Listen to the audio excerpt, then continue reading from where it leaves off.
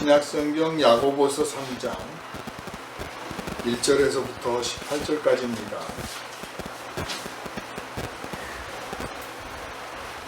내 형제들아, 너희는 선생된 우리가 더 심판을 받을 줄 알고 선생이 많이 되지 말라. 우리가 다 실수가 많으니 만일 말에 실수가 없는 자라면 곧 온전한 사람이라 능히 온몸도 굴레 씌우리라. 우리가 말들의 입에 재갈을 물리는 것은 우리에게 순종하게 하려고 그 온몸을 제어하는 것이라. 또 배를 보라. 그렇게 크고 광풍에 밀려가는 것들을 지극히 작은 키로서 사공의 뜻대로 운행하나니 이와 같이 혀도 작은 지체로 돼 큰 것을 자랑하도다. 보라, 얼마나 작은 불이 얼마나 많은 나무를 태우는가. 혀는 곧 불이요 불의의 세계라. 혀는 우리 지체 중에서 온몸을 더럽히고 삶의 수레바퀴를 불사르나니 그 사르는 것이 지옥불에서 나느니라.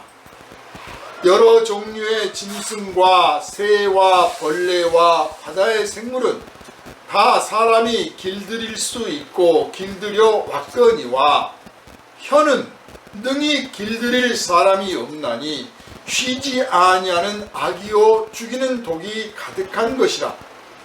이것으로 우리가 주 아버지를 찬송하고 또 이것으로 하나님의 형상대로 지음을 받은 사람을 저주하나니 한 입에서 찬송과 저주가 나오는도다. 내 형제들아, 이것이 마땅하지 아니하니라. 샘이 한 구멍으로 어찌 단물과 쓴물을 내겠느냐. 내 형제들아, 어찌 무화과 나무가 감람 열매를, 포도나무가 무화과를 맺겠느냐. 이와 같이 짠 물이 단물을 내지 못하느니라. 너희 중에 지혜와 총명이 있는 자가 누구냐. 그는 선행으로 말미암아 지혜의 온유함으로 그 행함을 보일지니라. 그러나 너희 마음속에 독한 시기와 다툼이 있으면 자랑하지 말라. 진리를 거슬러 거짓말하지 말라. 이러한 지혜는 위로부터 내려온 것이 아니요 땅 위의 것이요 정욕의 것이요 귀신의 것이니 시기와 다툼이 있는 곳에는 혼란과 모든 악한 일이 있음이라. 오직 위로부터 난 지혜는 첫째 성결하고 다음에 화평하고 관용하고 양순하며 긍휼과 선한 열매가 가득하고 편견과 거짓이 없나니 화평하게 하는 자들은 화평으로 심어 의의 열매를 거두느니라. 아멘. 할렐루야. 아멘. 이 시간은 화평은 그리스도인의 특징이라는 제목으로 함께 은혜를 나누겠습니다. 기도합니다.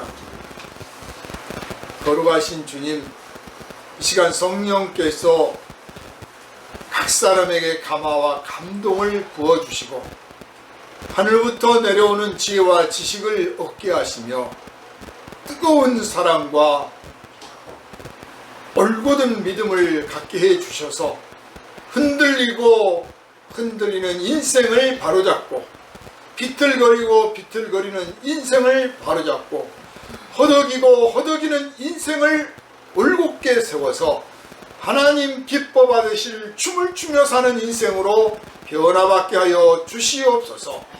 무거운 짐을 지고 가는 인생이 아니라 성령의 날개를 달고 날아가는 인생이 되게 하여 주시고 괴롭히고 괴로움을 당하는 인생이 아니라 자유를 주고 행복을 주는 인생으로 변화받게 하여 주시옵소서. 성령께서 살아계시고 친히 역사하시며 우리를 만져주시니 이 시간 우리가 온전히 변화받아서 설교의 제목처럼 화평은 그리스도인의 특징, 화평은 그리스도인의 성품이라는 것이 내 안에서 경험되고 고백되고 증거되고 선포되어 하나님께 영광 돌리게 하여 주시옵소서. 우리를 원하신 예수님 이름으로 간절히 기도하옵나이다. 아멘. 할렐루야. 아멘. 여러분은 얼마나 높은 데까지 올라가 보셨습니까? 뭐 서울에서는 63빌딩이 높아서 돈 받고 63빌딩 운영시켜주죠. 또 뭐 북한산도 올라가고 지리산도 올라가고 설악산도 올라가고 한라산도 올라갑니다. 그렇게 올라가는 것은 뭐 하늘을 넓게 아무것도 가릴 것 없는 하늘을 보려고 하는 게 아니라 사실은 내려다 보려고 하는 거예요. 올라가 보니 내려다 보이는 거죠. 내려다 보면 다 작게 보여요. 그래서 뭐 공자가 태산에 올라갔더니 천하가 작았다나 컸다나 뭐 그러잖아요. 태산이 뭐 한 7,000계단 올라간다고 그래요. 계단을 7,000번을 계속 쉬지 않고 올라가야 태산 정상에 도달한다고 하는데 몇 시간은 걸어 올라가겠죠. 그래서 세상 사람들은 그렇게 높은 데 올라가기를 원하고 높은 빌딩을 짓기를 원하고 높은 벼슬자리 원하고 저게나 무슨 서열에서 높은 자리 올라가기를 원하고 집도 아주 높은 데다 지어서 다 내려다보면서 살기를 원하지만 우리 그리스도인들은 그런 높은 데가 아니라 십자가에 매달려서 십자가의 높이에서 세상을 내려다볼 수 있는 눈이 열리시기를 주님의 이름으로 축원합니다. 아멘. 십자가에 올라가 보면 태산에 올라간 사람, 지리산에 올라간 사람이 보는 것과 같으면서 다른 것을 봅니다. 가장 높은 데서 내려다 보니까 다 작게 보이더라, 하찮게 보이더라 그러잖아요. 십자가에 올라가서 십자가에 매달려서 예수 십자가에 함께 못 박힌 사람의 눈에는 세상 사람들이 다 작게 보이고 불쌍하게 보이고 어리석게 보이고 가여워 보이는 거예요.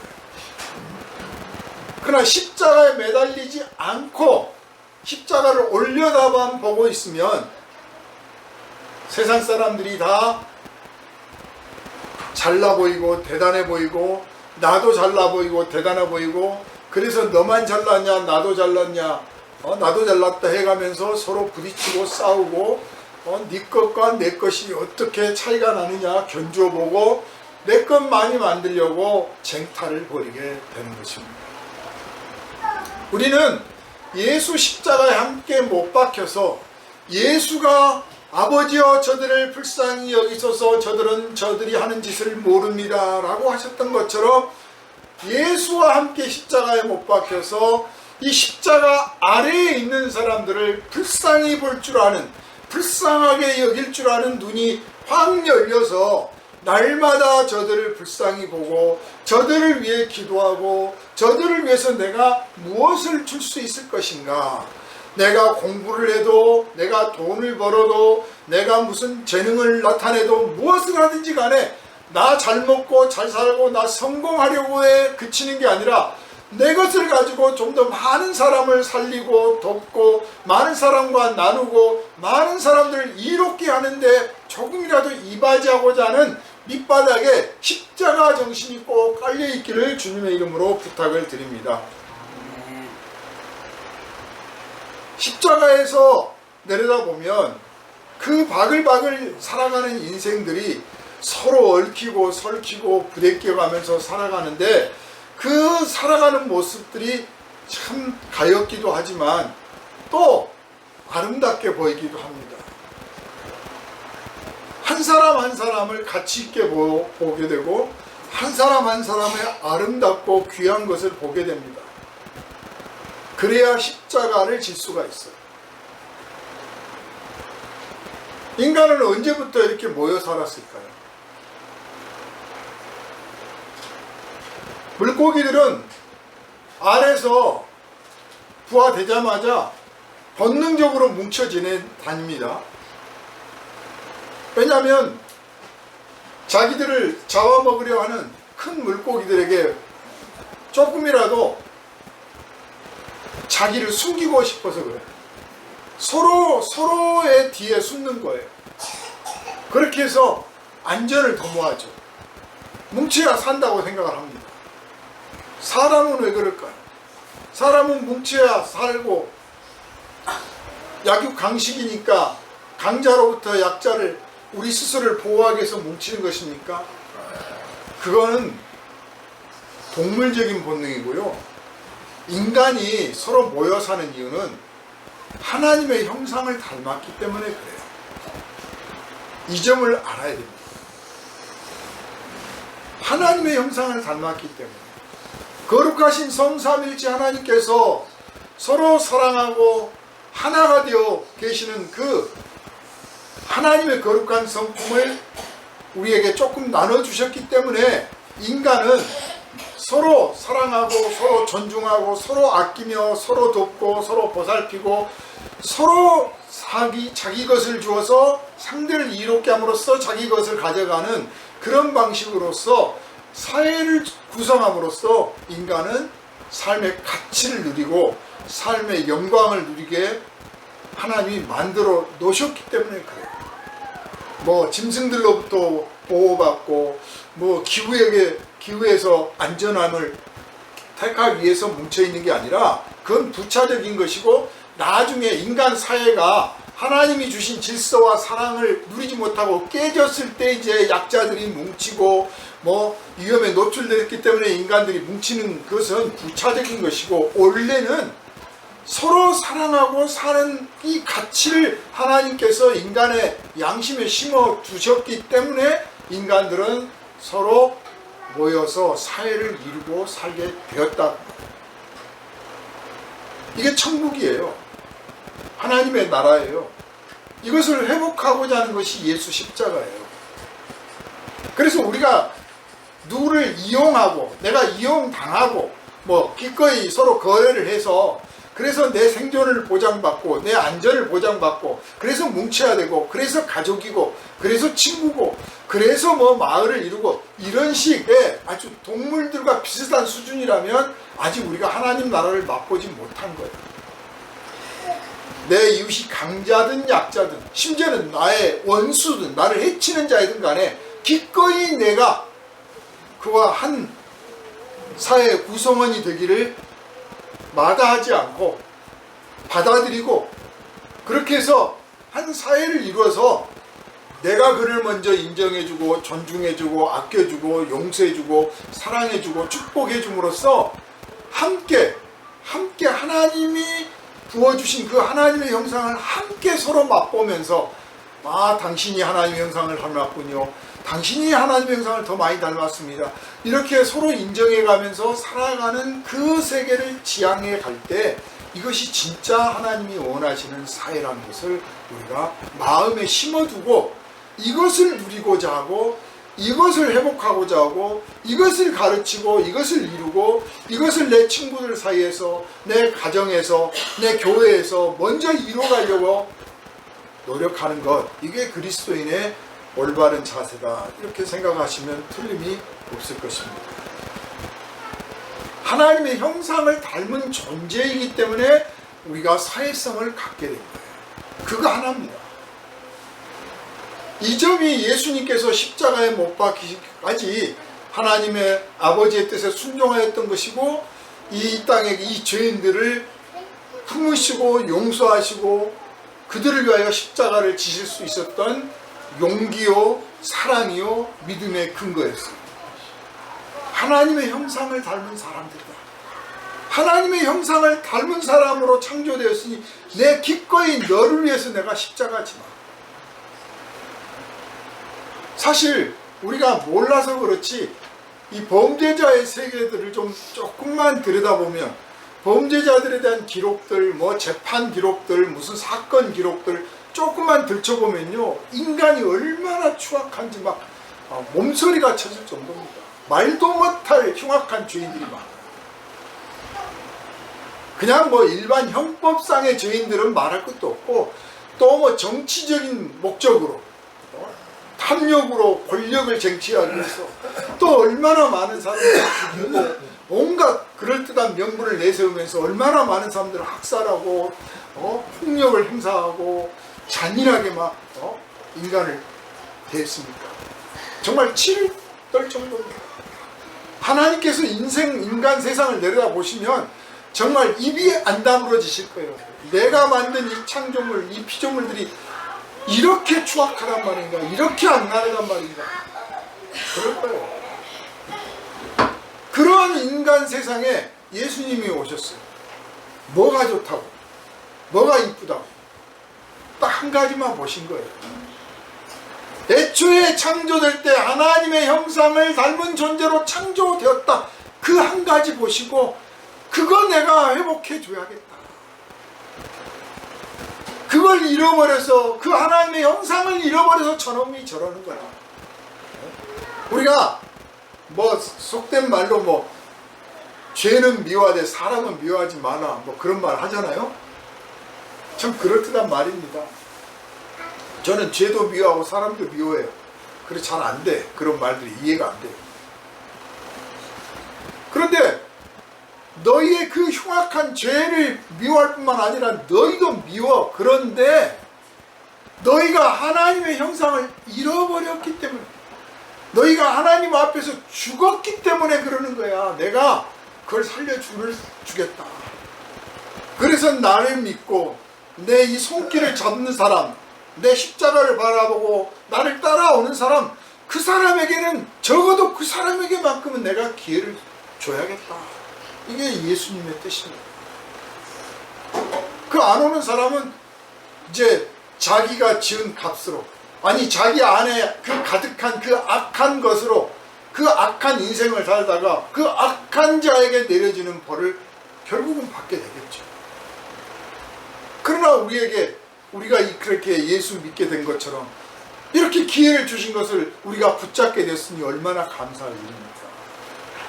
우리를 보실 때 하나님의 형상을 닮은 존재로 지음받았다는 사실, 그거 하나 보시고 우리를 구원해 주신 줄 믿으시기를 바랍니다.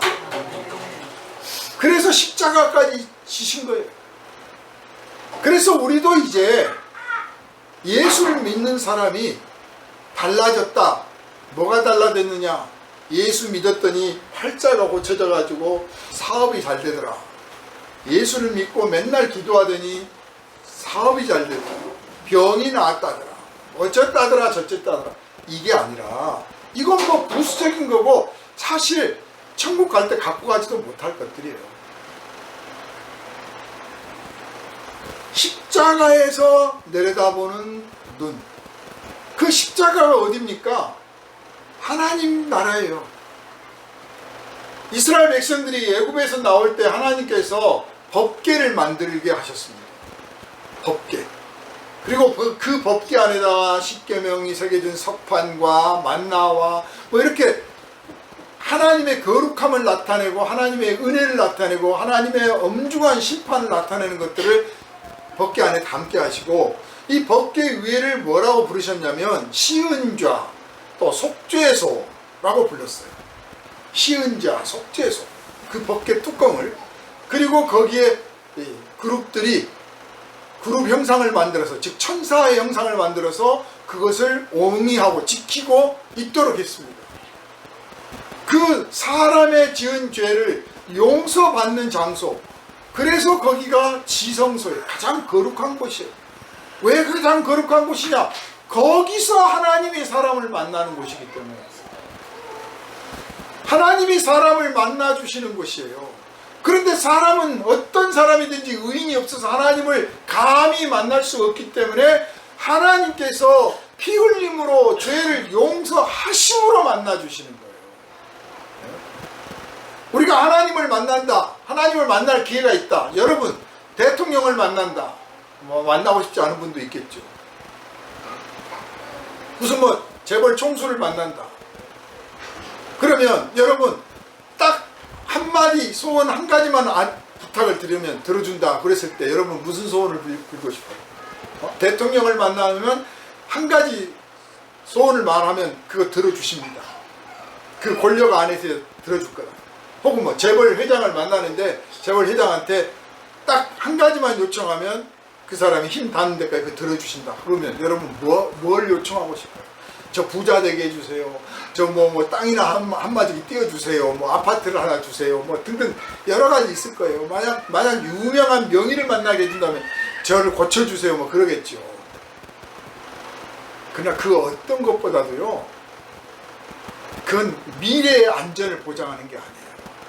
지금의 돈을 주든 명예를 주든 권력을 주든 육체의 건강을 주든 무엇을 주든 간에 그게 내년에도 내후년에도 있으리라고 보장을 못해요. 그것이 내 것이라고 보장을 못해요. 만약에 단 한 가지의 소원을 아뢰라고 하면 딱 한 가지 우리는 이렇게 아뢰 수가 있습니다. 하나님, 저의 모든 죄를 용서해 주세요. 그리고 앞으로 제가 혹시 죄를 짓더라도 다 용서해 주세요. 그러면 내가 무엇을 계획하든 무엇을 꿈꾸든 무슨 일을 하든지 적어도 저주를 받았느니 방해를 받았느니 하나님의 심판을 받았느니 하나님이 가로막고 있다느니 하나님께서 나를 안 도와주신다느니 그런 말은 하지 않을 거 아니에요. 적어도 내 능력껏 내가 가지고 있는 재량만큼 내 인생 살 수가 있는 거예요. 그래서 예수를 믿는다, 예수 십자가를 믿는다는 것은 그겁니다.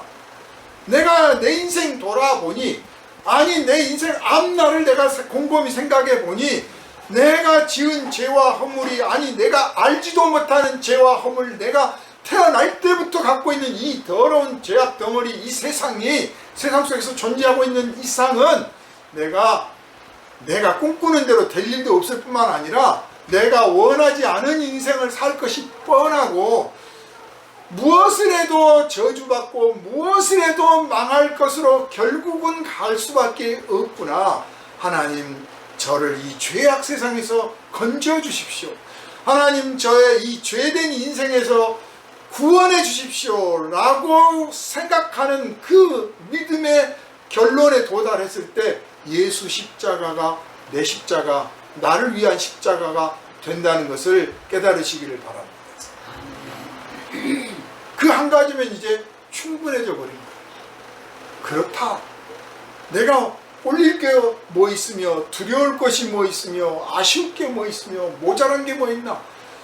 나에게 있었던 저주가 풀렸고 결박이 끊어졌고 사슬이 벗어졌는데 나를 향해서 내렸던 그 분노의 하나님의 눈길이 거치고 이제 따사로운 사랑의 눈길로 나를 바라보고 계시는데, 자애로운 눈길로 바라보고 계시는데 내가 뭘 겁내며 뭐를 주저하며 누구를 원망하며 누구를 탓하며 나에게 닥치는 도전과 이협과 나를 조롱하든 말든 그것이 나와 무슨 상관이라. 내가 좀 불편할 수도 있고 힘들 수도 있고 짜증도 나고 괴롭지만 결국은 그들은 다 내게서 사라질 것들이야.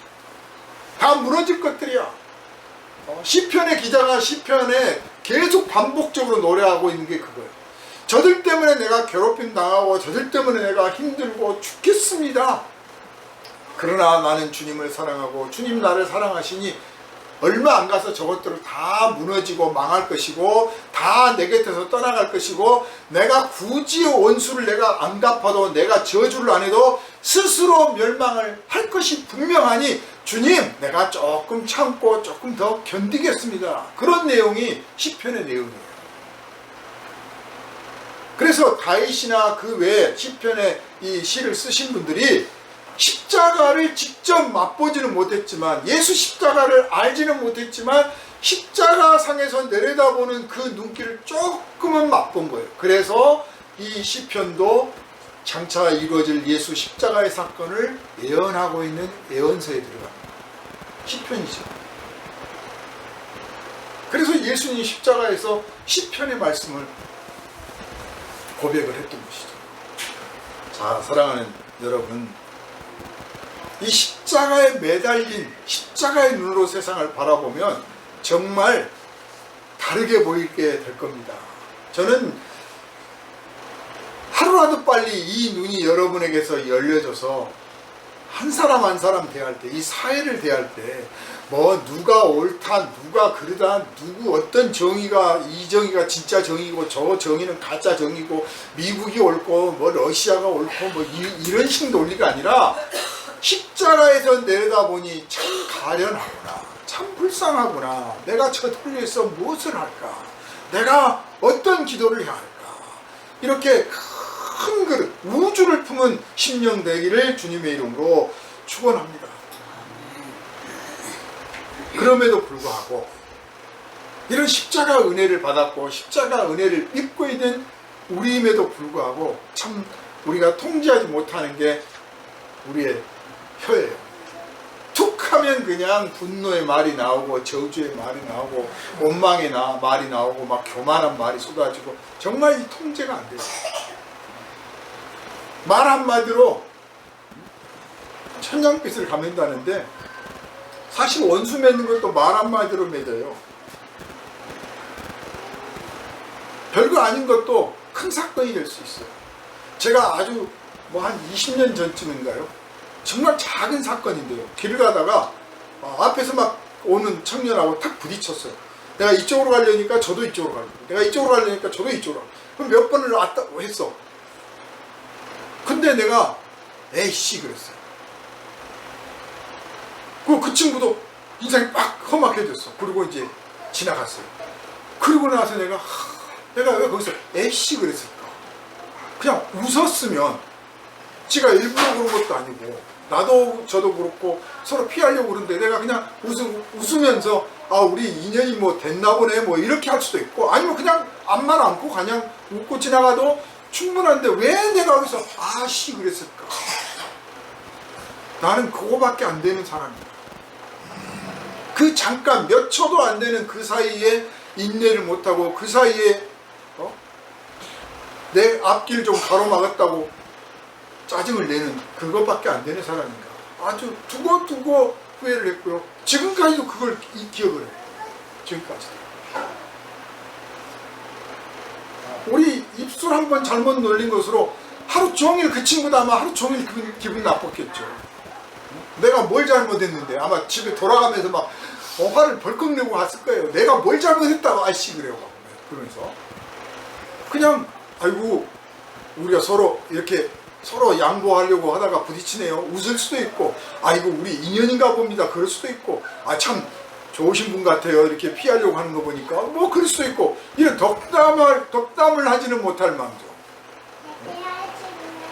예수님이 십자가에 못 박혀서 자기를 괴롭히고 못 받고 저주한 사람들을 향해서 이 돼지 같은 놈들아, 돼지들아 뭐 이러셨습니까?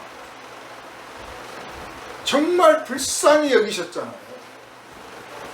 진짜 십자가에 매달려야만 그게 나온 거예요. 우리는 예수 십자가는 믿는데 십자가에 매달리지는 않았어. 못 박히지는 않았어. 그러니까 내 입술과 혀가 통제가 안 되는 거예요. 물론 예수 옆에 못 박혔던 강도들은 지 하고 싶은 말들, 온갖 욕들을 다 했죠.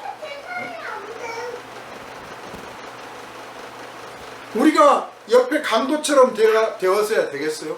예수님처럼 되어야지. 그래서요, 내가 입술을 통제하고 혀를 통제했을 때 진짜 그리스도인다운 사람이 될 수 있다는 이 평범한 진리를 깨달으면, 이 한 걸음 더 나가서 입술과 혀가 어디에 있습니까? 얼굴에 있어요. 이 얼굴이라는 게 사람을 식별해 보이도록, 나를 식별하도록 하는 어떤 기관이기도 하지만 나의 상태를 나타내는 기관이에요. 의사는 환자의 얼굴을 보고 건강 상태를 확인합니다.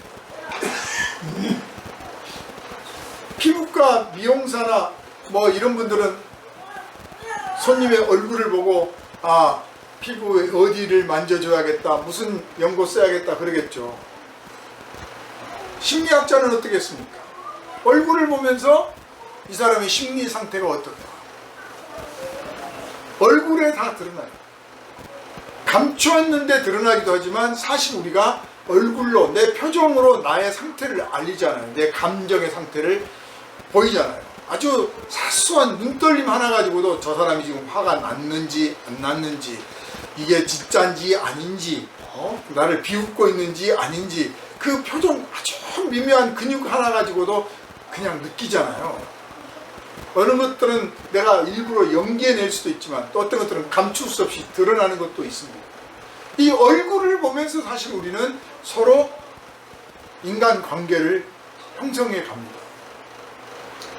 가족끼리도 아침에 눈을 뜨고 나와서 얼굴을 보면서 잘 잤느냐 못 잤나, 왜 아침부터 삐져 있나, 왜 화가 나 있나, 얼굴 보면 얼굴을 살펴요. 하나님도 우리 얼굴 살피셔요. 그러므로 여러분도 아침에 눈 뜨면 하나님 얼굴 좀 살펴보시기 바랍니다. 안 보이는데 어떻게 살필까요? 그게 여러분 숙제입니다. 하나님 얼굴을 어떻게 살필까? 그게 여러분의 숙제예요. 우리 그리스도인들이 매일매일 풀어야 될 숙제예요. 하나님은 내 얼굴을 보고 계셔. 너 오늘 기분이 안 좋구나. 오늘 기분이 좋네. 뭐 때문에 좋은데? 뭐 때문에 안 좋은가? 하나님은 내려다보시면서 참 저 친구가 오늘 또 하나님의 은혜를 얼마나 나타낼까? 얼마나 누릴까? 하나님의 형상을 얼마나 누릴까 하고 지켜보고 계시는데 우리는 하나님의 얼굴을 살피지도 않아요. 그리스도인들이 하나님의 얼굴을 살필 줄 알아야 돼요. 그 하나님의 얼굴을 살펴야겠다고 생각한 사람들이 누구였느냐? 사도들이에요. 그래서 사도들의 글에 예수는 하나님의 형상이시다. 그 얼굴의 광채가 해같이 빛났다. 그가 하나님의 나타나신 바였다. 그런 표현들을 쓰게 된 게 그전에는 하나님이라는 분은 저 하늘에 계시고 감히 우러러 볼 수도 없는 높은 데 계신 분이며 감히 만날 수도 없는 분이며 그저 막연한 하나님이었는데 예수님의 말과 행동을 통해서 굉장히 가깝게 느껴지고 심지어는 날마다 안부를 물을 수 있고 날마다 얼굴 표정을 살필 수 있는 그렇게 가깝게 느껴지는 하나님으로 만나게 된 거예요. 예수님을 통해서. 그리고 예수께서 성령을 보내주실 것이다. 성령께서 너희 안에 계시고 너희와 동행하실 것이다.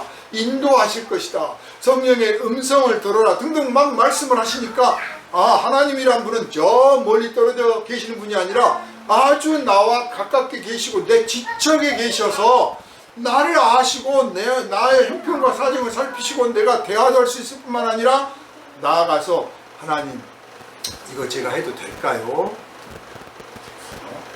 정말 하나님 제가 주님의 뜻에 합당한가요? 라고 묻고 답할 수 있는 그렇게 가깝게 느껴지는 분이 라는 사실을 깨닫게 된 거예요. 알게 된 겁니다. 그러므로 여러분 날마다 하나님의 얼굴을 살피는 훈련도 하시고 살피고 그 하나님의 얼굴에 가득한 기쁨과 영광의 빛을 여러분 것으로 만들어가는 복된 성도의 삶이 되시기를 주님의 이름으로 축원합니다. 우리 얼굴을 가지고 표정을 짓는데 어떤 사람은 만날 때 싹 웃으면서 안녕하세요 그냥 눈길만 맞춰도 씩 미소를 지어요. 근데 어떤 사람은 울그락불그락 만날 때마다 고함 지르고 막 목소리가 톤이 높고 짜증을 한마디도 좋은 소리가 안 나와. 뭔가 삐딱한 끝에 갈고리가 하나 있는 사람, 또 의시되는 사람, 뻐기는 사람, 상대를 깎아내리고 무시하고 상대의 약점을 들춰내는 사람, 뭐 그런 사람들이 있어요. 그런 사람 만나고 싶습니까? 친구들을 만났는데 핀잔 주고 비꼬고 비방하고 약점 들춰내고 너 잘난 체지 마라 과거에 너 임마 이랬잖아 막 이러면 그 친구들을 계속 만나고 싶어요? 참 너 참 대단한 친구야 고마워 너 참 이런 것도 잘하는구나 너 때문에 내가 날마다 웃고 산다 이렇게 칭찬해주고 격려해주고 인정해주면 그 친구 만나고 싶잖아요. 누가 내 이웃입니까? 누가 내 친구입니까? 나에게 좋게 대해준 사람이 친구잖아요. 그렇듯이 내가 누군가에게 좋게 대해주고 내가 따뜻하게 대해주고 여유있게 대해주고 그들의 약점과 허물을 덮어주고 그럴 때 그 사람이 나를 친구로 여기는 거 아니겠습니까? 오늘 우리는 너무 타산적인 사회 속에 살아요. 현대인들, 특히 한국 사람들은 제가 볼 때 딱 인간관계가 단순한 하나의 원칙만 있는 것 같아요. 뭐냐? 저 사람을 만나는 게 이익이냐 손해냐. 교회를 가는 게 이익이냐 손해냐. 모든 걸 이익이냐 손해냐. 직장을 가는 것도 이익이냐 손해냐. 여행을 가는 것도 이익이냐 손해냐. 그래서 가성비, 뭐 이런 게 이제 한국 사회에 잘 먹히는 거예요. 가성비. 가성비를 하다 보니까 또 가심비. 모든 관점이 이익이냐 손해냐. 그런데 그런 사람들이 또 이단에 빠지면 어떠냐, 거기다 하나 더 보태가지고 옳으냐 그르냐. 우리 그리스도인들은요, 이전에는 이익이냐 손해냐, 옳으냐 그르냐, 네 편이냐 내 편이냐, 그런 관점으로 서로 살아왔을지라도 예수 십자가 안에 함께 못 박힌 뒤부터는 사랑이냐 미움이냐, 오직 그 시각으로만 보시길 바랍니다. 이 사람이 나를 사랑하는가 미워하는가, 내가 저 사람을 사랑하는가 미워하는가, 저 사람들이 서로 사랑하는가 미워하는가, 다른 거 보지 마세요. 왜냐하면 사도 바울도 그랬잖아요. 믿음과 소망과 사랑, 그 중에 제일은 사랑이다. 천국 가서 우리가 영원토록 누리게 될 것도 사랑이에요. 사랑만 가지고 가고 사랑만 있는 곳이에요. 그래서 여기서 사랑을 보는 눈, 사랑을 나누는 눈, 사랑과 미움을 구별할 줄 알고 미움을 사랑으로 변화시키는 능력, 훈련, 도움을 주는 것, 그런 것들을 여기서 배워야 천국에 가서 무난하게 천국 생활을 하게 될 줄을 믿으시기를 바랍니다. 그거 모르고 여기서 네 편이냐 내 편이냐, 정이냐 선이냐, 이익이냐 손해냐 하는 그런 구분점으로만 살면 천국 갈 수도 없을 뿐만 아니라 서로 같더라도 삶의 방식을 몰라가지고 못 살고 나오게 돼요. 쫓겨날 수도 있어요. 십자가는 정이냐 선이냐 악이냐 이쪽이 아니야. 사랑이냐 미움이냐를 확실하게 보여주는 거예요. 그래서 이제 예수께서 나에게 먼저 십자가를 지시고 하나님의 화평한 얼굴을 보여주셨어요. 용서하시는 그 표정을 먼저 보여주셨어요. 그러므로 우리가 이제 사람들을 대할 때, 우리 형제와 이웃들을 대할 때 우리도 먼저 용서하는 얼굴, 먼저 화해를 청하는 얼굴, 먼저 사랑을 고백하는 그 얼굴 가지시기를 주님의 이름으로 축원합니다. 어떤 사람들은 불평을 말하면서 자기를 말을 해요. 나 이런 대접 안 받을 사람이란 뜻이죠. 막 불만을 말을 하면서 자기가 어떤 사람이라는 것을 드러내고자 해요. 나는 이런데 어울리지 않는 사람이다, 이런 뜻이죠. 그런데 또 어떤 사람은 감사하다고 말하면서 자기를 드러내요. 그럼 그 사람이 그 불평을 말한 사람보다 못나서 그런 것인가? 결코 그건 아닙니다. 예수님이 못나서 십자가 지신 게 아니잖아요. 예수님보다 더 잘난 사람이 없잖아요. 그러니까 진짜 잘난 사람은 감사하고, 진짜 훌륭한 사람은 용서하고, 진짜 대단한 사람은 모르는 척 하는 사람이에요. 그 사람이 진짜 승자이고 강자예요. 지난 추석을 여러분 어떻게 보내셨습니까? 추석 끝에 드라마도 그렇고요, 추석에 나오는 드라마도 그렇고, 추석 끝에도 그렇고, 되게 들리는 이야기가 싸웠다는 이야기가 더 많아요. 싸웠다.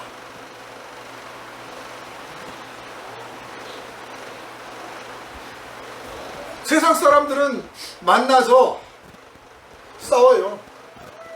안 싸우려고 만나고 재밌게 살려고 만났다가도 싸우고 헤어져요. 그런데 우리 그리스도인들은 싸우려고 갔다가도 화해하고 돌아서요. 그리스도인이 있는 곳에는 싸웠던 사람들이 화해를 했다더라. 지난 날에는 뭐 대면대면하고 오지도 않고 막 짜증나고 와갔다가도 휙 가버리고 그랬었는데 요번 추석에는 그냥 화목해졌습니다. 어떻게? 제가 좀 역할을 좀 했지요. 이런 이야기가 들려야 되는 거예요. 그런데 그리스도인들도 추석 지나고 명절이네 뭐네 하고 끝나고 나면 가서 싸웠다느니 서먹서먹했다느니 다시는 안 가기로 했다느니 막 그런 이야기밖에 안 들려요. 세상 물결에 따라가 버린 거죠. 민족마다 민족적 특성이 있습니다. 또 지역마다 지역적 특성이 있습니다. 언어가 다르고 기질이 다릅니다. 그래서 그 다른 것들을 우리가 서로 인정하잖아요. 그 맛에 또 가는 거잖아요. 중국을 갔는데 한국에서 보던 거 똑같이 있어요. 누가 중국을 갑니까? 중국에만 있는 것이 있으니까 중국을 가는 거예요. 중국 갔더니 중국 사람이 중국말을 해. 그러니까 좀 어렵기도 하고 불편하기도 하지만 또 그 맛에 가는 거예요. 중국 갔더니 다 한국말을 해. 그러면 그냥 편하기는 한데 재밌지는 않아요. 그러니까 서로 다른 게 불편하긴 하지만 사실은 사는 재미거든요. 성격, 기질, 언어 다 달라요. 그리고 나름의 특징이 있어. 보이지 않게 미국이란 땅도 미국 안에서요 수없이 이 주마다 주 안에서 지역마다 정말 다른 특징들이 있어요.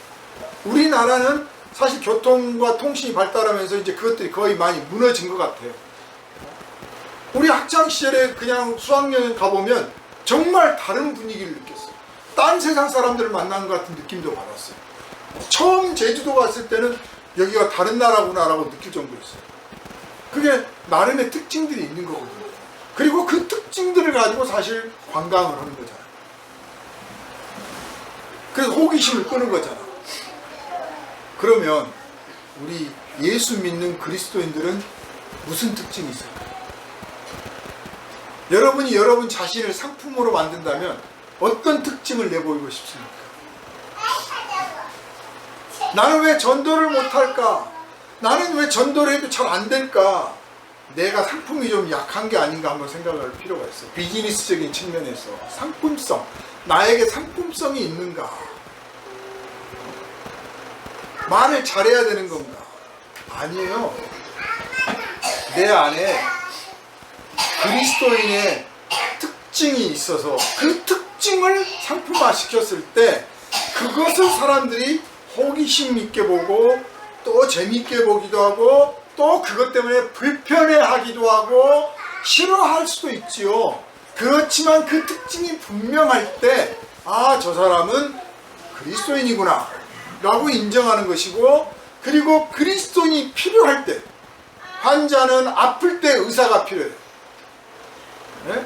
환자가 아프면 의사를 찾아요. 안 아프면 의사 안 찾아요. 사람이 마음이 불안하고 불편하고 내가 이러다 지옥 가는 게 아닌가, 내 인생 왜 이렇게 망가졌나, 나는 이렇게 슬픈가 할 때 하나님 믿는 사람 찾는 거예요. 그때까지 기다리는 거예요. 그때까지 분명하게 그 전까지 내가 그리스도인이라고 알리고 그리스도인이라고 나타내고 그리스도인의 성품을 표출하고 있으면, 나를 상품화시켜서 딱 보이고 있으면 저 사람은 그리스도인이구나 하고 딱 마음에 담아뒀다가 정말 내가 인생이 망가졌구나, 슬프구나, 혹은 내 삶의 어떤 방향을 어떻게 정할까 할 때 하나님 찾고 싶을 때 그때 찾게 돼 있어요. 찾게 돼 있어. 그리고 성령께서, 하나님께서 그렇게 사람들의 마음을 만져주실 때가 있어요. 그때까지 내가 기다려보는 거예요. 기다리고 참고 그를 위해서 기도하고 권면하고 따뜻하게 대해주다 보면 그 사람이 정말 마음에서 하나님을 내가 만나야겠다, 하나님 좀 찾아봐야겠다 싶을 때 나를 찾아오게 돼 있어요. 내게 묻게 돼 있습니다. 자, 이렇게 내가 그리스도인이다, 감출 수 없는 그 어떤 특징을 내가 드러내야 되는데 그게 뭐냐? 오늘 설교의 제목, 화평은 그리스도인의 특징. 예수 천당 불신 지옥하고 다니고 있으니까 누가 와서 천당 가려면 어떻게 해야 돼요? 라고 물을 것 같아요? 안 물어봅니다. 너나 가세요. 사람이 저절로 찾아오게 만드는 사람, 나를 향해서 저절로 오게 하는 사람, 그 사람이 전도를 할 수 있어요. 아까 말씀드렸지 않습니까? 내가 짜증내고 화내고 고함을 지르고 윽박 지르고 불평을 말하고 약점을 말하면 오던 사람도 안 와. 내 곁에 있던 사람도 슬슬 등 돌리고 떠나가. 혹시 나한테서 뭐 얻어갈 거 있나, 뺏어갈 거 있나, 훔쳐갈 거 있나, 뭐 나를 뭐 어떻게 할 거 있나, 그럴 때만 내 곁에 있고 그 외에는 나한테 관심도 없어요.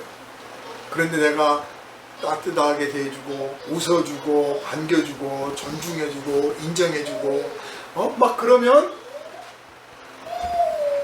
가끔 전화도 하고 안부도 묻고 찾아오고 또 가까이 있는 사람은 더욱 내 곁에서 머물려고 해요. 그게 사람을 모으는 방법이에요. 내가 쫓아다니면서 전도하는 게 아니라 나한테 오게 하면 되잖아요. 나한테 오게 하면 되잖아요. 그 오게 하는 방법 따로 공부하고 연구할 것도 없어. 성령께서 내 안에 계시는 대로 성령께서 이끌어 주시고 성령께서 변화시켜 주시는 그대로 순종하면 그 성령의 그 성품, 성령의 기질이 곧 내 성품, 내 기질로 변화받게 되는 거예요. 내가 성령으로 닮아가는 거죠. 예수 닮아가는 거예요. 그게 뭐냐? 화평이라니까요. 예수 십자가가 무슨 십자가입니까? 예수님이 우리를 위해서 십자가에 못 박혔어요. 죄값을 치렀어. 왜? 뭐 때문에? 뭐 하려고? 하나님과 우리를 화평하게 하려고.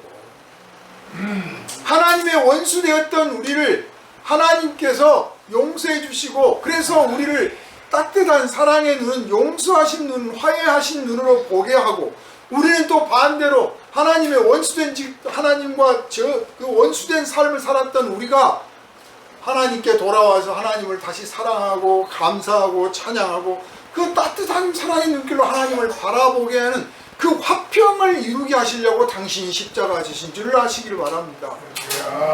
화평을 이루기 위해서 십자가 지신 거예요. 그래서 이 예수 십자가의 본질이 뭐냐? 화평이에요. 화평. 평화. 하나님과 우리 사이의 평화. 우리와 하나님과의 평화. 사람과 사람 사이의 평화. 우리와 지구 환경과의 평화, 세상과의 평화를 우리 안에 이루어 주시려고 그걸 시작하게 하시려고 십자가 지신 줄 믿으시기를 바랍니다. 그 십자가가 화평이기 때문에 그 십자가에 못 박힌 우리가 또한 화평을 이루고자 하는 것, 이건 너무나 당연한 거예요. 그래서 예수 안 믿는 사람들은 그냥 살고 싶은 대로 살아요. 그냥 욕망이 이끈 대로 인생의 자기 인생 계획대로 살아요. 그냥 되든 안 되든. 근데 우리는 그런 인생을 안 살아요. 내 인생을 살아가면서 거기에 하나를 더해. 하나님 기뻐하실 인생.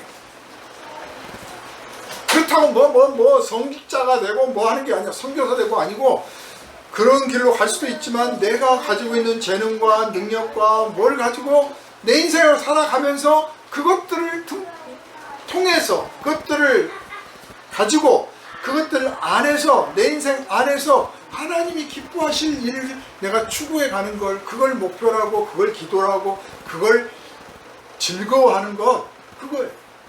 그런데 그 하나님이 나에게 바라시고 기뻐하시고 원하시는 게 뭐냐?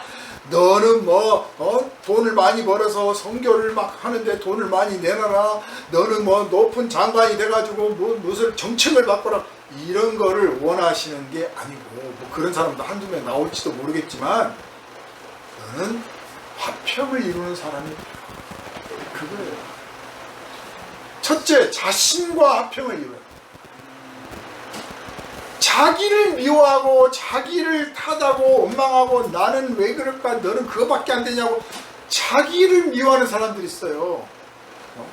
예수님 말씀하시는 나를 따르려고는 자기를 미워하라고 하는데 그게 아니거든. 그냥 이 심리적으로 문제가 있는 자기와 화평을 이루지 못하는 사람이 있어요. 먼저 자신과 화평을 이루시기를 바랍니다. 마음에 안 들어도 내가 생각할 때 내가 마음에 안 들어. 그래도 이렇게 말하세요. 내가 생각해봐도 너는 참 내 마음에 안 든다. 그런데 어떡하냐? 하나님이 너를 사랑하신다는데. 내가 나를 생각해봐도 너는 참 문제가 많고 인생 참 틀렸다. 근데 어떡하냐? 예수님이 너를 사랑하고 십자가를 지셨다는데. 에이, 나도 너를 사랑할게. 자신과 화평을 이루시길. 그리고 이 자신과 화평이 이루어지면서 또한 동시에 이제 나와 불편한 관계에 있던 사람들, 아니 또 나와 친하고 좋게 지낸 사람들과의 속에서 그들과의 화평을 또 어떻게 하면 이룰 것이며 어떻게 하면 더 키울 것인가, 어떻게 하면 이 화평을 누릴 것인가, 이 재미로 사시기를 바랍니다. 삶을 단순화시킬 필요가 있어요. 십자가에 못 박히면 다 소용없어요. 아무것도 소용이 없어. 삶을 지극히 단순하게 만들 줄 알아야 돼요. 이게 지혜로운 겁니다. 어차피 나이 들면, 노년이 되면, 또 죽을 때 되면 단순하게 돼 있어요. 성공하지 마라, 출세하지 마라, 돈 벌지 말라, 그런 뜻이 아닙니다. 돈도 벌 수 있고 성공도 할 수 있고 출세도 할 수 있고 다 할 수 있는데, 그 속에서 단순하게 자기 삶을 단순화시킨 사람은 그것들을 누리고 사는 거고요. 단순화시키지 못하면 그것들을 매어 살아요. 성공했는데 성공에 매어 살고, 출세했는데 출세에 매어 살고, 아무것도 못 누려요. 그냥 끌려다니는 거예요. 자기 인생을 못 살아. 그런데 단순화시키면 그것들을 다 누리고 살 수 있어요. 또 그것들이 없어도 별로 불편하지 않아요. 그게 십자가에 못 박힌 모습이에요. 사랑하는 여러분, 화평은 그리스도인의 특징이다. 단호하게 말할 수 있습니다. 예수 믿는 사람의 특징이 뭐요? 라고 물어보면 화평케 하는 것입니다. 화평을 누리는 것입니다. 도대체 누구하고 화평한다는 거요? 먼저 하나님과 화평을 이룹니다. 자신과 화평을 이룹니다. 세상과 화평을 이룹니다. 자, 그러면 이제 마음에서 화평을 이루어야겠다. 아니, 화평을 이루고 있다. 내 마음이 평안해. 나도 모르게 편안해졌어. 예수 십자가를 알고 난 뒤부터 나도 모르게 용서가 되고, 나도 모르게 평화롭고, 나도 모르게 그냥 나를 사랑하게 됐어. 참 좋아졌어. 근데 나는 뭐 큰 마음의 병이 있는 사람들이야 막 훈련을 받고 자기를 통제하는 법을 배우는데, 굳이 그렇게 하지 않더라도 예수 십자가 안에서 그것들이 저절로 이루어지는 법이거든요. 그러나 나 아닌 타인, 이웃에 대해서는 어떻게 해야 됩니까? 연습을 해야 돼. 훈련을 해야 돼. 그냥 거저 화평을 이룰 수가 없어. 그 거저 화평을 이룰 수 없는데 오히려 화평을 이루기는커녕 불안을 만들고 불평을 만들고 반목을 일으키고 싸우게 만들고 분쟁을 일으키고 많은 그런 일들이 오히려 더 많이 생겨. 왜? 이 혀를 다루지 못해서. 혀를 못 다뤘어. 차라리 죽은 자는 말이 없습니다 하고 아무 말 안 하는 게 나아요. 아무 말 안 하면 말 잘한다 그래요. 진짜예요. 아무 말 없고 가만히 있잖아요. 그러면 너는 꿀먹은 벙어리냐? 그런 사람 별로 없어요. 다 알아들었나 보네 그래. 제가 실제로 미국 가서도 그렇고 필리핀 가서도 그렇고 말 한마디도 하고 가만히 있었는데, 목사님 그렇게 영어를 잘하길래 그냥 나는 웃고만 있었는데. 세상 쉬워요, 영어 잘하기. 그래서 아니 여러분 영어 이렇게 미국말로 막 썰라썰라 하고 있는 거 텔레비 드라마 틀고 가만히 앉아서 이렇게 써보세요. 1시간만. 옆에서 보고 와 영어 잘하시네 그렇지. 말 안 해도 되잖아요.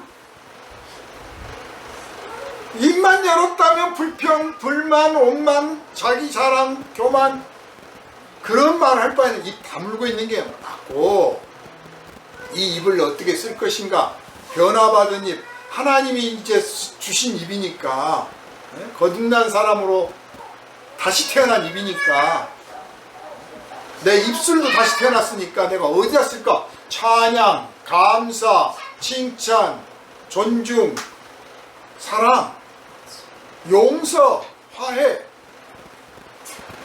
이것들을 이루시기를 바랍니다. 그래서 추석을 맞이했다. 내년 추석에는 이렇게 생각을 하시는 거예요. 우선 내가 가족 중에 친척 중에 불편한 사람이 있는가? 다른 때는 몰라도 이번에는 내가 꼭 만나서 용서를 구하고 용서를 해주고 화평을 이루어야겠다. 목표를 삼아야 돼. 두 번째로 내가 생각해보니 아무개와 아무개가 서로 불편한 관계야. 내가 어떻게 해서든 이번 추석에는 이번 설에는 이번 명절에는 둘이 만나서 화해할 수 있도록 뭔가를 해야겠다. 당일치기로 할 건가 지금부터 사전에 만들어 갈 건가 그거 기도해 가면서 준비해서 화평을 이루어요. 여러분 천국 가서요 면류관을 받잖아요. 무슨 면류관을 받느냐 뭘 가지고 무슨 근거로 우리에게 상을 주시느냐 너는 몇 사람이나 화평하게 하고 왔느냐 그거 물어보세요. 갔더니 너는 사람을 서로 화목하게는 하지 않고 가서 원망하고 싸우게 하고 잘난 척하고 충돌만 일으키게 하고 뭐 공산당이 싫어요 빨갱이도 싫고 미국놈도 싫고 중국놈도 싫고 해서 너는 원수만 많이 몇 개 만들었더라. 너 천국 들어가지 마라. 못 들어가. 그런데 너 때문에 저들이 변화받고 저들이 용서하고 저들이 뒤집어졌더라. 내 하늘에서 내려다보니 너는 진짜 십자가의 사랑을 아는 사람이다. 너는 내 곁에 있어라. 그러신단 말이에요. 화평은 그리스도인의 특징이에요. 예수 믿으니까 내 마음에서 화평이 이루어지니까 내 마음이 잔잔해. 불편할 게 없어. 짜증날 게 없고 거슬리는 게 없어. 그냥 아무렇지도 않아 고요한 바다야. 뭐 굳이 깨뜨릴 것도 없고 말 것도 없어. 누가 돌을 던진다고 해도 그냥 뿅 하고 말아버릴 것 같아. 딱 그 화평이 딱 이루어지고 나면 가서 화평을 선언하고 화평을 누리게 하고 누구든지 화평을 이룰 수가 있어. 내 안에서 불편하고 불만이 나오고 내가 막 영광로처럼 부글부글 끓고 있는데 누구를 화평케 해? 가서 충돌이나 일으키고 가서 그냥 찬물이나 끼얹고 뜨거운 불이나 던지고 오지. 근데 뭘 던지느냐? 다 입으로 던지는 거예요. 야고보 사도는 예수님을 안 믿었어도요. 그냥 인간적으로만 봐도 예수님의 제자가 아니었어도 예수님의 제자라는 걸 빼고서도 야고보라는 이분은 당시에 최고로 존경받는 인물이었어요. 유대 사회에서. 뭘로? 성품으로. 천사 같은 성품이다라고 평판을 들었어요. 그런데 그분이 예수님의 제자였기 때문에 순교를 당하신 거예요. 그러니까 십자가 이 야고보를 죽인 사람들도 당신은 정말 천사 같은 사람이다. 당신 같은 성품은 볼 수도 없다라고 존중하고 인정을 했지만 당신은 예수를 믿는 사람이니까 죽어야 돼. 그런 거라고. 그만큼 성품이 예수 십자가 온전히 닮았다라고 말할 수 있어요. 근데 그분이 그냥 저절로 됐느냐? 어느 날부터 내가 이렇게 달라졌습니다 해서 된 게 아니고 그분이 별명이 낙타 무릎이었어요. 얼마나 무릎을 꿇고 기도를 많이 했던지 무릎에 군살이 박혀가지고 낙타 혹처럼 툭 튀어나왔다 그래서 낙타 무릎이라는 별명을 얻었다니까요. 그럼 무슨 기도를 했느냐? 뭐 하나님 저 잘되게 해주시고 전도 많이 하게 해주시고 뭐 우리 교회가 부흥되게 해주면 이런 기도를 그렇게 많이 했느냐? 사람과 사람 사이에 이 유대 땅에 하나님의 원수된 자들, 십자가에 예수를 못 박은 자들, 그들을 어떻게 하면 화평케 하며 어떻게 하면 화해를 시키며 한 사람 한 사람 한 사람 한 사람, 여러분이 기도할 때 나는 몇 사람 기도할 사람도 없어요. 그런 사람들 많아요. 근데 한번 생각을 해보세요. 저 사람과 저 사람 사이를 어떻게 하면 화평하게 만들까 하면 이 기도할 사람들이 점점 늘면 늘지 줄진 않지. 화평하게 되었으면 이제 그 화평을 서로 누리고 서로 사랑하고 그것이 또 전파되기를 위해서 기도한단 말이에요. 그런 사람과 사람 사이를 화평케 하려고 하는 그 간절한 간구를 하나님께 드리고 또 드리고 오래 드리고 정말 무릎 꿇어 간절히 드렸기 때문에 낙타 무릎이 된 겁니다. 말 한마디 해가지고 서로 화해해, 서로 용서하고 서로 뭐해, 말 한마디 되는 게 아니야. 내가 하나님도 아닌데 내 말 들어요. 기도가 필요해. 기도가. 화평은 저절로 되는 게 아니에요. 낙타 무릎에 기도가 있어야 화평이 이루어지는 거예요. 내 혀, 내 입술 통제, 마음 결심해서 되는 게 아니에요. 낙타 무릎에 기도가 있어야 되는 거예요. 우리는 결과만 알아, 결과만. 그래, 따드라만 알아. 그러나 그렇게 되기까지 얼마나 많은 자기 훈련, 자기 통제, 몸부림치는 하소연이 있었는가 찾아보지도 않아요. 야고보 사도가 지금 혀를 통제하라고 말했지 않습니까? 왜 통제해야 되느냐? 화평을 이루신 예수를 본받으려면, 화평을 이루려면 혀를 통제하지 않고는 안 된다. 자기도 경험해봤고 자기가 가장 우선순위 두고 기도했던 제목이었기 때문에 이 말씀을 하신 겁니다. 사랑하는 여러분, 우리가 어디를 가든지 우리끼리 싸움이 나고 다툼이 났는데 네가 와서 판단해봐라, 심판해봐라, 누가 옳은지 네가 좀 판결을 내려봐라, 이런 사람이 아니라 우리가 싸우고 있는데 네가 와서 우리 중재 좀 해주라, 이런 말 듣기를 바랍니다. 예수님한테 누가 옳은지 재판해보세요 그랬어요. 그러니까 예수님이 누가 옳다 판결 내려줬습니까? 하나님 누가 옳습니까 해보세요. 인간 사이에 누가 옳은 정의가 어디 있습니까? 하나님 앞에 감히. 우리가 들어야 될 말은 네가 와서 심판봐라, 네가 기준이다가 아니라 당신이 와서 우리 좀 중재 좀 시켜주세요. 당신이 와서 우리 화해 좀 시켜주세요. 당신이 없으니까 우리가 맨날 싸웁니다. 당신이 와서 좀 해보세요. 이런 말을 듣는 사람 되시기를 주님의 이름으로 축원합니다. 이 사람이 그리스도인입니다. 우리 은혜교회 성도들이 또 이 땅의 크리스찬들이 이런 말을 듣는 성도들이 다 되고 이런 말을 듣는 사람들이 가득해서 해동성국이 아니라 정말 크리스찬의 나라, 대한민국은 기독교 국가가 아니라 크리스찬 성도들의 나라, 명목상 기독교가 아니라 진짜 성도들의 나라, 이런 성도들의 도시, 이런 마을 되기를 주님의 이름으로 축원합니다.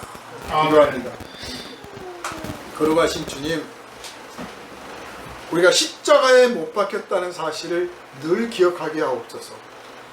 십자가에 못 박혀서 내려다보게 하여 주옵소서. 저 불쌍한 사람들, 사탄의 권세 아래, 악마의 권세 아래 있기 때문에 서로 다투고 싸우고 미워하고 잘났다고 하고 윽박지르고 훔치고 빼앗고 죽이고 그러고 있지 않습니까? 저들을 위해서 무엇을 할까요? 예수님이 이미 저들을 위해서 십자가를 지셨으니 이제 우리가 그 사랑 본받아서 서로 화목하게 하고 화평하게 하고 서로 용서하게 하고 서로 격려하게 하고 서로 위로하게 하고 서로 존중하고 서로 축복하게 하는 그런 사회, 그런 마을 만들어 가는데 내 작은 힘이라도 보태는 것, 그것이 그리스도인의 삶이 아니겠습니까? 오늘 화평은 그리스도인의 특징이라고 확실하게 깨우쳐 주셨사오니 과연 나는 무슨 특징을 여태 가지고 있었던가, 무엇을 보이고 있었던가 확실하게 돌아보게 하시고 내 안에 계신 성령님께 순종해서 성령님께 인도함을 받아서 성령께서 드러내기를 원하시는 예수의 성품, 화평케 하시는 이 성품 온전히 드러내 하나님께 영광을 돌리게 하시고 성령의 열매를 풍성히 맺게 하여 주시옵소서. 이 아름다운 외침 고백이 가정마다 일터마다 일어나게 하여 주시옵소서. 예수님 이름으로 간절히 기도하옵나이다. 아멘. 할렐루야. 아멘.